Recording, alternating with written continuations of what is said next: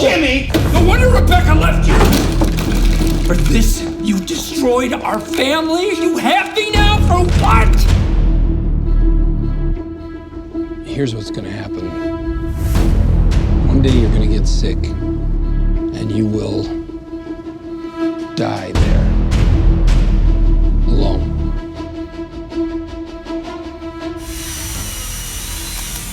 Di episode sebelumnya, Jimmy berhasil mengumpulkan beberapa bukti pendukung untuk melawan Chuck di pengadilan.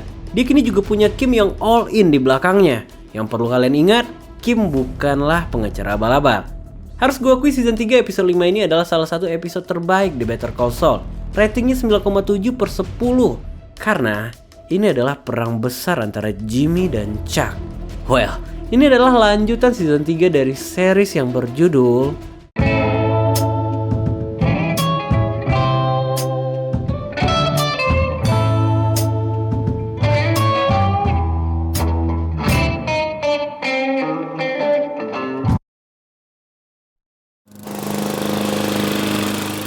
Di awal episode 5 ini, kita kembali dibawa flashback ke beberapa waktu sebelumnya. Di momen ini hubungan Jimmy dan Chuck masih fine. Chuck bahkan masih meminta bantuan Jimmy untuk merapikan rumahnya. Ternyata, semua dekorasi ini disiapkan untuk menyambut seorang wanita bernama Rebecca, mantan istri Chuck. Yes, mereka telah bercerai di momen ini. Tapi nggak bisa dibohongi, tatapan Chuck seperti masih menyimpan rasa pada mantan istrinya itu. Singkat cerita, makan malam pun berlangsung dengan hangat. Saking fine-nya momen ini, Jimmy bahkan gak mau mengganggu reunian antara Chuck dan Rebecca. Hingga sebuah panggilan telepon berdering. Oh, I'm sorry. Ini seketika nge-trigger penyakit Chuck. Dia mulai merasakan reaksi elektromagnetik dari sinyal handphone itu. Jimmy yang melihat ini juga gak bisa berbuat apa-apa. Karena Chuck ternyata nggak ingin Rebecca tahu akan penyakitnya. Detik-detik berlalu seperti neraka bagi Chuck. Hingga akhirnya... What the hell? I'll have to call you back. I'm sorry. Ini tentu mengagetkan bagi Rebecca. Dengan pride-nya Chuck membuat alasan kalau menelpon saat bertamu itu tidaklah etis. Rebecca yang bingung cuma bisa meminta maaf di sini. Tapi jelas, di wajahnya dia menyimpan kekecewaan yang sangat dalam. Thank you for a lovely dinner, but I should be getting back to the hotel. No, you will not tell her. You will not tell her. Dan kita pun dibawa kembali ke timeline saat ini. Di momen ini semua telah berubah. Pertempuran Jimmy dan kakaknya kini berada di depan mata. Di hari itu Jimmy kembali menemui dokter hewan rekomendasi Mike. Karena gak punya anjing ataupun kucing, dia terpaksa membawa ikan sebagai alasan kedatangannya. Jimmy mengaku membutuhkan seseorang dengan keahlian tinggi, bisa dipercaya dan profesional. Tapi sejauh ini belum diketahui untuk apa permintaan ini. Dan scene pun berpindah pada keesokan harinya. Di siang itu, Kim kembali diundang untuk rapat di Mesa Verde. Kevin sebagai direktur utama mengaku bangga memiliki Kim. Karena sejauh ini, Kim melakukan pekerjaan lebih baik daripada perkiraannya. Tapi sebelum semua semakin jauh, Kim harus mengatakan sesuatu. Kevin harus tahu tentang masalah Chuck dan Jimmy. Mengingat Chuck adalah mantan perwakilan mereka. Diceritain tuh semuanya, sedetail mungkin. Karena Kim gak mau ada kesalahpahaman nantinya. Setelah mengetahui masalah ini, wajah Kevin seketika berubah nih teman-teman. Tapi siapa sangka, kesombongan Chuck telah terlebih dahulu membuat Kevin kehilangan respect. Pada akhirnya, Kim tetaplah pilihan mereka. See you at 7. Di tempat berbeda, Chuck bersama Howard telah mensurvei ruangan sidang tempat mereka akan berperang. Saking kuatnya pengaruh Chuck, semua lampu akan dimatikan saat dia mendatangi ruangan. Tapi tampaknya Howard nggak lagi sepenuhnya mendukung Chuck di sini. Karena pada akhirnya ini hanyalah masalah pribadi. Sedangkan pengaruhnya bisa merusak citra ECCM. Ya, perlu diingat, Chuck Miguel membawa nama law firm kemanapun dia pergi. This is not the time to worry about how we look. This is about what's right and what's wrong. Let justice be done, though the heavens fall. Committing a criminal act that reflects adversely on the lawyer's honesty or trustworthiness as a lawyer. Singkat cerita, sidang pun dibuka. Berdasarkan bukti, Jimmy dinyatakan telah melakukan pengerusakan barang bukti. Penuntut meminta asosiasi untuk mencabut lisensi Jimmy sebagai pengacara. Sebagai rekan penasehat, Kim membantah tuduhan itu. Menurutnya, juri harus melihat dari dua sisi yang berbeda. Karena setelah mendengarnya, juri akan memahami bahwa Jimmy adalah aset penting bagi asosiasi. Thank you, Ms. Wexler. Mr. Alley, call your witness. Kini, saksi dihadirkan. Howard menjadi saksi atas Chuck. Dia menceritakan skenario yang terjadi sedetail-detailnya, mulai dari bagaimana Jimmy masuk hingga Jimmy merusak barang bukti. You testified you've known my client for... Kini saatnya Kim memberikan pembelaan untuk kliennya, yang artinya Kim berhadapan langsung dengan mantan bosnya itu.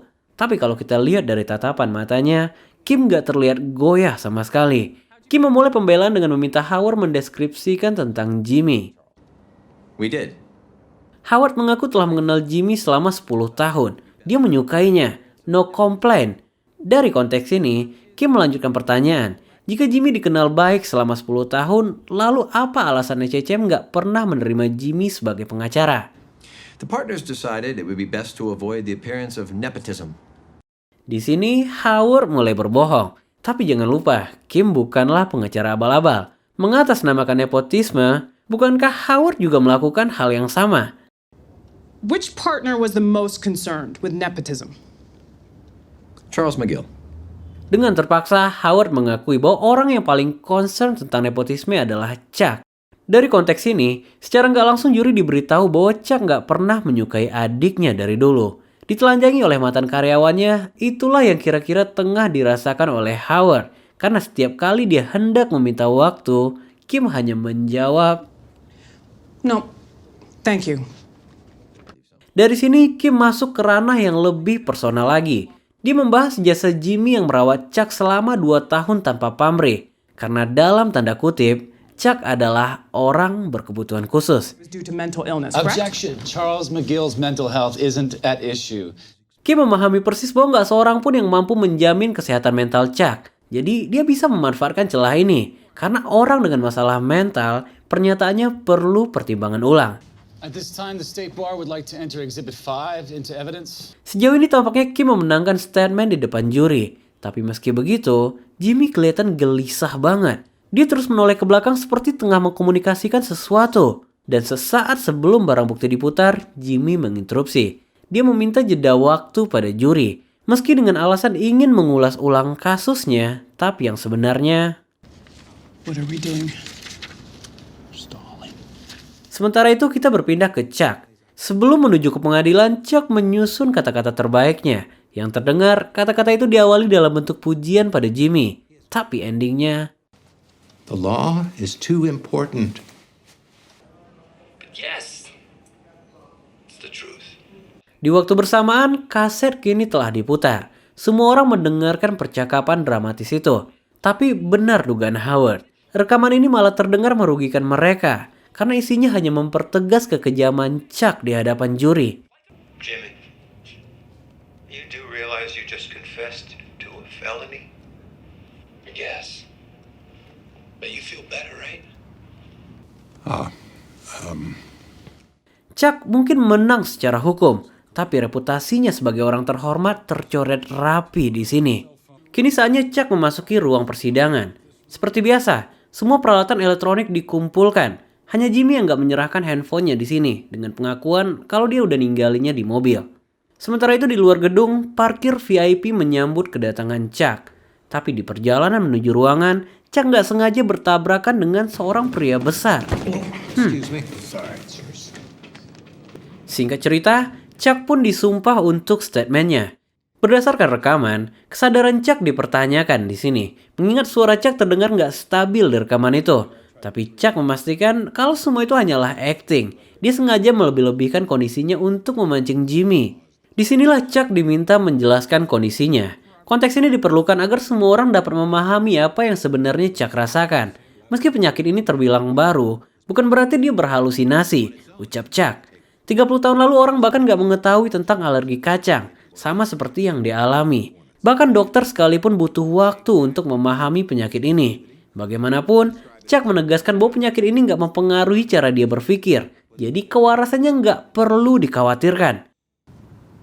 Do you hate your brother? I love my brother. But what I know for sure is that the law is too important to be toyed with. The state bar rests. Persis di momen ini, tamu undangan Jimmy datang. Dia adalah Rebecca, mantan istri Chuck. Entah kenapa, Chuck seketika terlihat gugup di sini. Chuck pun langsung mengajukan untuk menjeda rapat selama beberapa menit. Rebecca. Chuck. Disinilah dia baru menyadari kalau Jimmy lah yang mengundang Rebecca.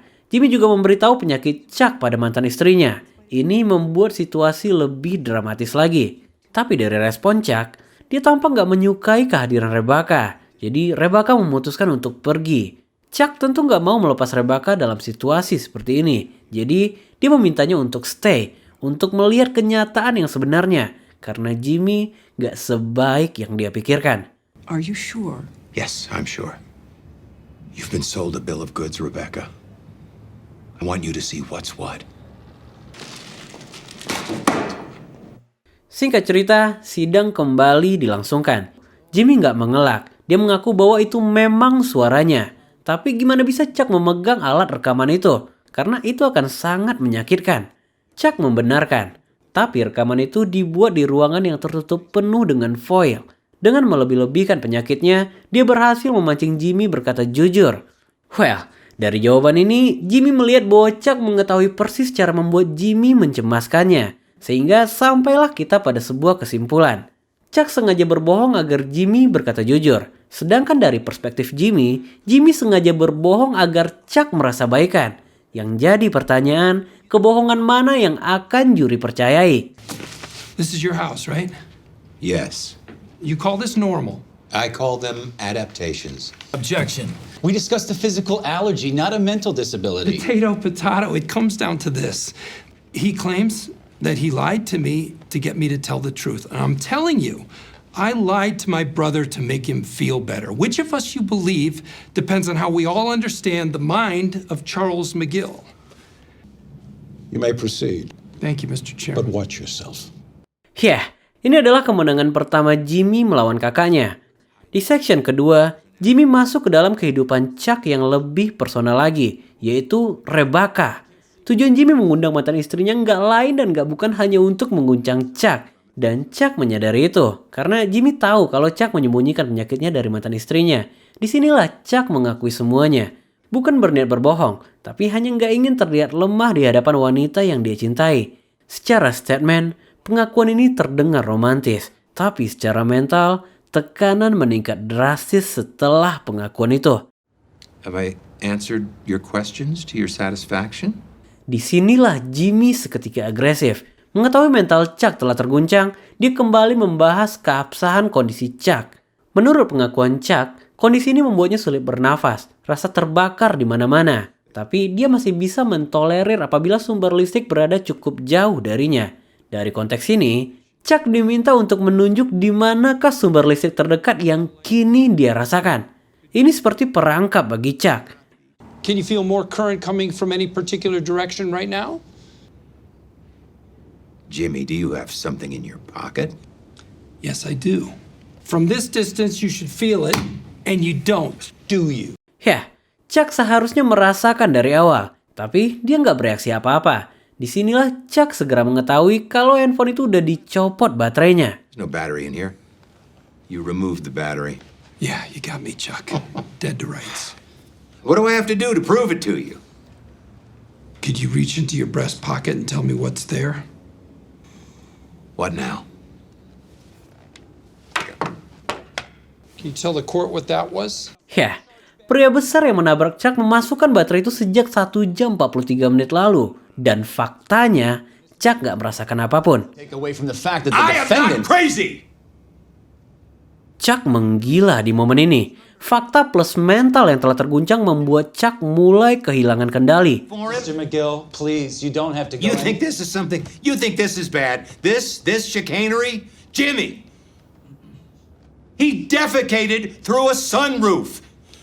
He'll never change. Ever since he was 9. Always the same. Couldn't keep his hands out of the cash drawer. Stealing them blind. And he gets to be a lawyer? And you have to stop him. Chuck segera menyadari bahwa Jimmy berhasil membuatnya terlihat gila di hadapan semua orang. Kini, gak ada lagi kata-kata yang bisa menyelamatkannya. I lost my train of thought. Yes, perang besar kini telah usai. Dan inilah akhirnya. Mungkin Chuck lebih pintar. Tapi Kim dan Jimmy adalah perpaduan antara IQ dan EQ yang sempurna.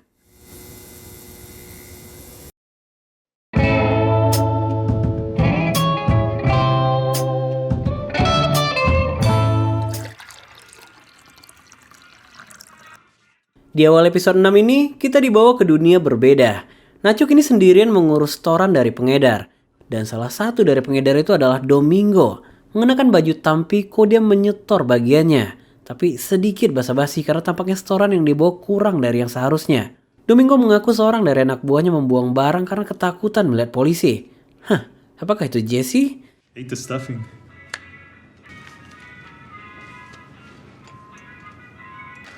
So, one of my guys, new kid. Let me finish. You're light. Bagaimanapun, Domingo berjanji akan membayar kekurangannya di pertemuan selanjutnya. Meski tegas, Nacho orangnya nggak setemperamen Tuco. Hingga Hector mengatakan, Who works for who? Huh?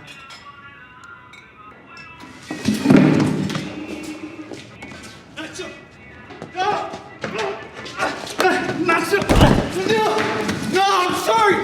I'm sorry.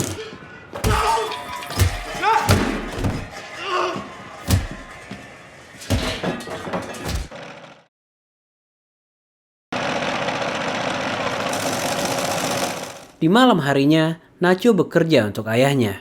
Entahlah, tapi dari wajah Nacho kita bisa ngelihat kalau ada sesuatu yang membuatnya tertekan saat ini.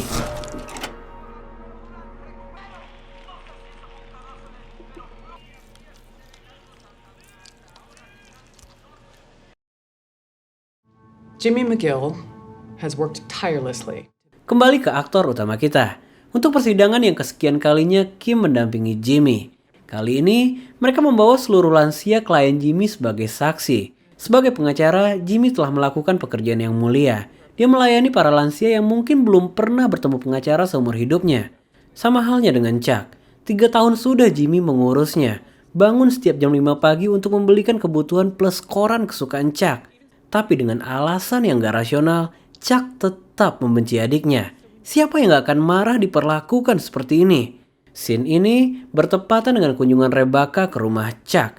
Di momen ini, Chuck benar-benar telah hancur sehancur-hancurnya.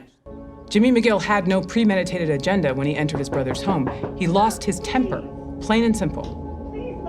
Is the legal profession better with Jimmy McGill in it? I believe the answer is a resounding yes. Di malam harinya, Kim dan Jimmy merayakan kemenangan ini. Penghapusan lisensi dibatalkan. Sebagai gantinya, lisensi Jimmy hanya diskor selama 12 bulan aja. Yang artinya, ini adalah kemenangan besar untuk Jimmy. Bertepatan dengan momen ini, Rebecca datang membawa kabar Chuck. Dia meminta Jimmy untuk menemui Chuck karena kondisinya sangat memprihatinkan. Sure, he's fine. He's just being dramatic. Well, I think it's a little bit more than that. Jimmy, you lied to me. This was never about helping Chuck. Yeah. No. Jimmy, he's still your brother. Not anymore, he's not. Ini menegaskan bahwa Jimmy benar-benar udah melepas Chuck sepenuhnya. Karena mulai hari ini, Chuck bukan lagi saudaranya. Enjoy your champagne. Di waktu bersamaan, Howard ternyata telah terlebih dahulu mendatangi rumah Chuck. Dia menunggu di halaman itu sebelum akhirnya Chuck membukakan pintu. Chuck benar-benar kehilangan harapan di sini. Howard menegaskan, meski mereka nggak berhasil membuat Jimmy kehilangan lisensinya, tapi Jimmy tetap diskor selama 12 bulan. Ini tetap kemenangan untuk mereka. Karena selama 12 bulan, Jimmy pasti akan berulah. This is a win, my friend. Pada akhirnya, Jimmy dianggap bukanlah satu hal yang worth it untuk terus dipikirkan. Hidup akan terus berjalan. Dan kepintaran Chuck akan terbuang sia-sia apabila dia terus mengurung diri. Ya, Super Howard di sini mungkin sedikit berhasil untuk kembali menyemangati Chuck. Karena persis setelahnya, Chuck memberanikan diri untuk memegang baterai dan melawan kesakitannya.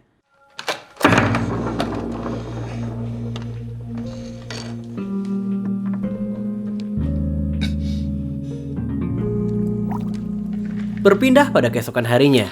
Di pagi itu, Jimmy menghubungi seluruh kliennya. Dia menjelaskan kalau dia akan cuti selama 1 tahun. Tapi cara Jimmy menjelaskan ini dengan cara yang funky. Gak ada kesedihan yang diperlukan. Karena dalam waktu 1 tahun, dia akan kembali. Next. Hold for Jimmy. I did? Oh, that's an honor.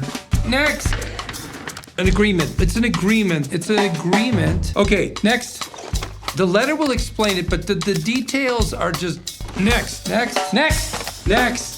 Okay, bye-bye.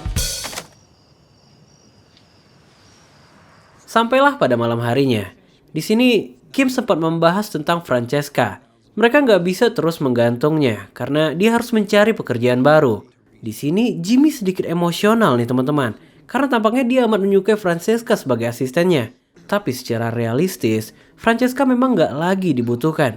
Jimmy akan off selama 1 tahun. Sedangkan Kim nggak membutuhkan kantor. Karena kliennya hanya 1. Why waste money on something we don't need? The day I don't show up with my half, that's the day we'll talk about closing this place. That's fair, I guess. Look at the two of you. I mean, you belong on TV. Dimulai dari keesokan harinya, Jimmy memulai bisnis iklannya. Dengan kemampuan public speaking yang dia miliki, Jimmy mendatangi usaha bisnis tingkat menengah. Dia menawarkan paket all-in-one kepada mereka. Mereka hanya perlu bayar 1 kali. Lebihnya, Jimmy akan handle mulai dari production hingga penayangannya. Tapi yang membuat mereka bingung, Jimmy mengaku mampu menyuting iklan itu hanya dalam 15 menit. Dan beberapa jam setelahnya, iklan itu udah bisa tayang. Ini terdengar menarik, tapi tentu membuat pelanggan ragu akan kualitinya. Singkat cerita, Jimmy gagal mendapatkan customer pertamanya itu. Ternyata, penawaran dadakan ini dilakukan Jimmy karena dia masih memiliki 9 siaran iklan. Mengingat dia bukan lagi pengacara, jadi dia harus bisa memanfaatkan slot iklan itu agar nggak rugi. How do I find somebody who needs a commercial and can afford one? Sementara itu, kita berpindah pada ekspedisi milik Gustavo. Truk itu bertugas untuk membawa suplai ke setiap restoran Los Polos. Tapi bukan hanya suplai yang mereka bawa. Karena di bawah lantai kontainer itu, mereka juga membawa mat yang siap untuk diedarkan. Disinilah kita diperlihatkan betapa rapinya Gustavo memanage semua hal. Semua benar-benar dipikirkan. Tapi untuk kali ini, Gustavo terpaksa mengikuti kemauan Hector. Yang aneh, titipan Hector hanyalah 5 plastik mat, sedangkan Nacho mengambil 6 plastik. Karena ini adalah perintah Hector. Ini seketika membuat tension meningkat.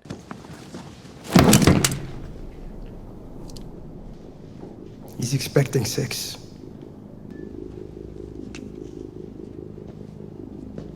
He's pushing it. Give it to him.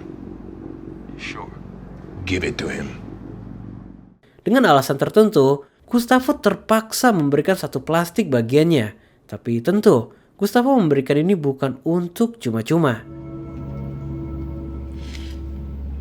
Ternyata, Gustavo tengah berada di industrial laundry saat menerima panggilan telepon ini.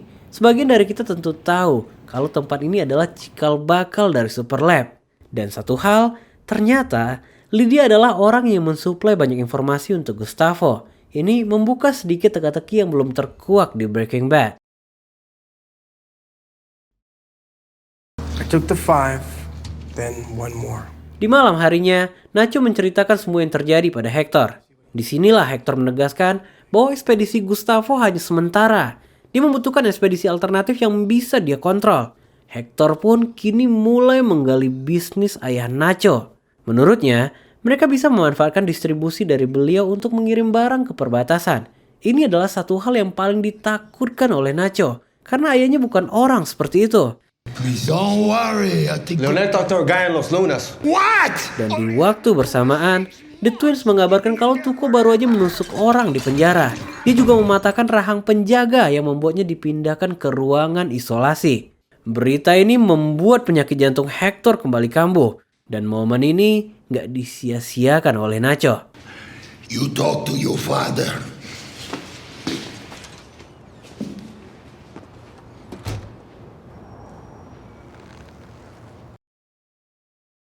Absolutely, it will be on the air by tomorrow afternoon. Di waktu bersamaan, Jimmy menceritakan kesehariannya pada Kim. Dia mengaku gagal menawarkan iklan-iklannya di hari itu. Hingga sebuah ide terfikir, kenapa dia nggak ngiklanin aja kalau dia bisa membuatkan iklan untuk orang lain. Dan Kim pun kembali menjadi orang pertama yang menonton iklan dadakan yang dibuat Jimmy. Bukan tentang iklannya, tapi tentang namanya yang membuat Kim shock. Great services, great products, and most of all, I can make you a TV star for a price you can afford. Call me now. Saul Goodman. Yeah, it's like, it's all good, man. Ya, itulah arti Saul Goodman yang gak pernah kita ketahui di Breaking Bad. It's all good, man. Secara gak langsung, Jimmy menciptakan karakter baru di sini. Karakter yang gak hanya licik, tapi juga jahat.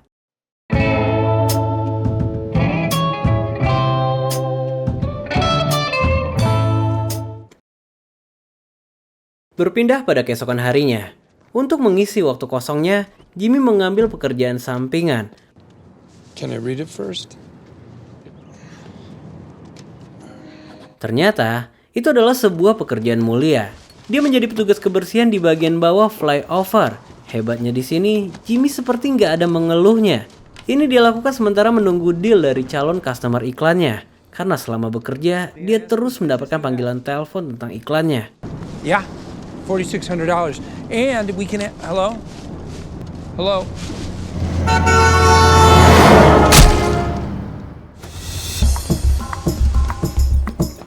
Selesai dari pekerjaan itu, Jimmy segera merubah penampilannya. Karena dia harus segera menjadi produser untuk kliennya. Uniknya di sini, iklan ini langsung diperankan oleh pemilik toko. Tapi ada masalah di sini. Kliennya hanya ingin membeli satu iklan aja. Sedangkan agar mendapat keuntungan, Jimmy harus dapat menjual per 7 iklan. Nggak ingin pulang kosong, Jimmy akhirnya mengambil tawaran itu. Dan bayaran itu hanya habis untuk menggaji para kru.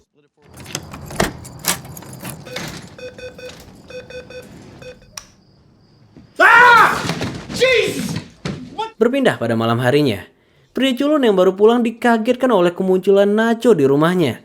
Tapi tujuan kedatangan Nacho bukan untuk merampok di sini. Tapi Nacho memintanya untuk melakukan sesuatu. Can you get more of these? I need those capsules empty before they're sealed. Ya, itu adalah pil obat Hector. Nacho memintanya untuk mendapatkan pil yang sama tapi dalam keadaan kosong. Dan dia bersedia membayar $20,000 untuk ini. Get them.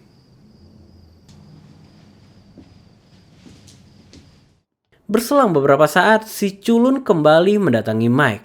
Dia mengaku ingin kembali mempekerjakan Mike karena dia nggak ingin melakukan kesalahan yang sama. You don't want to make the same mistake, then don't get involved with whatever it is you're getting involved with. But I'm involved already. I'm not. It's Nacho Varga. Disinilah pria culun menjelaskan tentang tawaran Nacho, berikut dengan tujuan dan nama pilnya. Setelah mendapatkan semua informasi yang dibutuhkan, Mike kembali mengatakan, I'll give you 3,000. I'm not interested. But Not interested. Berpindah pada keesokan harinya. Di pagi itu, Kim kembali bertemu dengan kliennya. Tapi entah kenapa, moodnya tiba-tiba berubah saat Paige memuji aksinya saat mengalahkan Chuck di pengadilan. Entah kenapa, Kim terlihat gak menyukai pujian ini. Emosi seperti menguasainya selama percakapan berlangsung. Yang jelas, ini membuat Paige gak nyaman. Dari tatapan Kim, kalian bisa lihat, sangat menakutkan untuk didebat. I think we're gonna need to check that. That number seems way off. The numbers are right. I didn't mean to speak to you that way. Kim.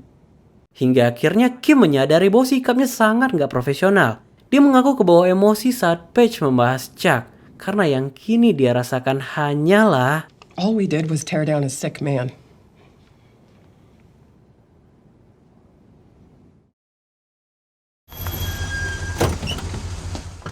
Sementara itu Jimmy kembali melakukan kehektikannya di hari itu. Tapi semua masih berjalan di luar ekspektasi.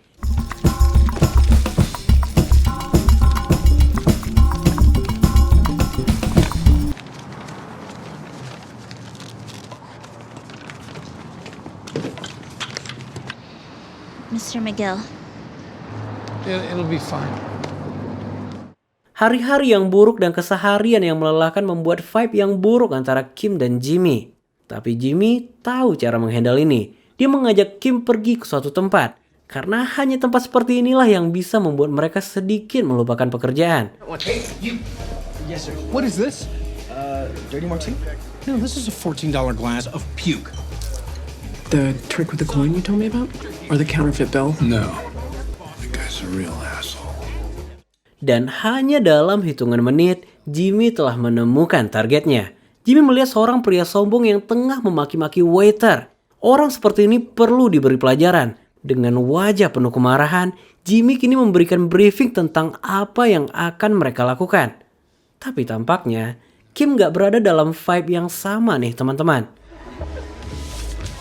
What? Nothing. What? I keep thinking. Ternyata, Kim terfikir akan Chuck. Dia merasa bahwa mereka telah menghukumnya secara berlebihan.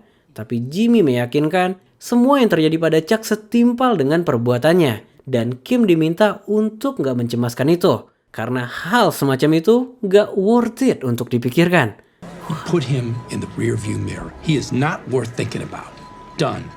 Hanya butuh beberapa detik setelah mendengar ini, pandangan Kim segera teralihkan. Dia seperti melihat seseorang. Dan siapa sangka, Kim mengatakan, How about that one?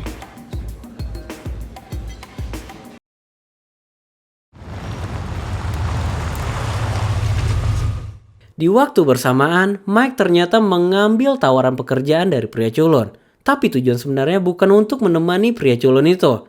Dia ingin tahu cara Nacho melakukannya. Karena Mike sangat memahami kalau Nacho nggak benar-benar mengerti tentang siapa yang tengah dihadapi. I've got no choice. Hector wants to use my dad's business. Disinilah Nacho menceritakan, Hector ingin menggunakan ekspedisi ayahnya. Dan udah pasti ayahnya akan melapor ke polisi. Yang artinya ayahnya telah mati di sana. Dan dia bersumpah dia nggak akan membiarkan itu terjadi. Sejauh concern gue di sini, Mike sebenarnya nggak punya kepentingan di sini. Dia hanya nggak ingin Nacho melakukannya dengan cara yang salah. Perhatian ini juga pernah kita lihat pada Jesse Pinkman di Breaking Bad. Singkatnya, Mike memerintahkan Nacho untuk mengganti kembali pil itu setelah dia menukarnya. Karena pada dasarnya, Nacho nggak hanya berurusan dengan Salamanca. Now, before we do this, I'm gonna need one more thing from you.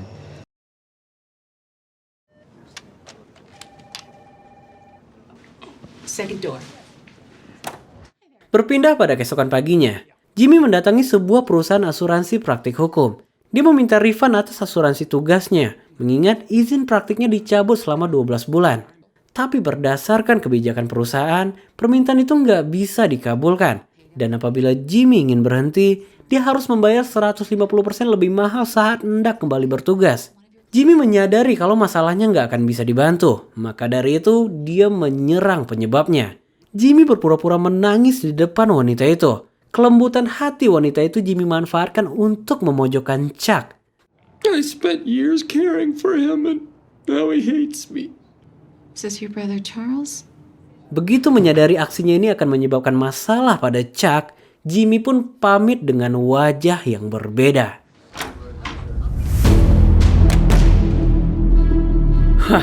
Tampaknya benar-benar udah nggak ada ampun. Ikatan darah hanya tinggal sebatas status.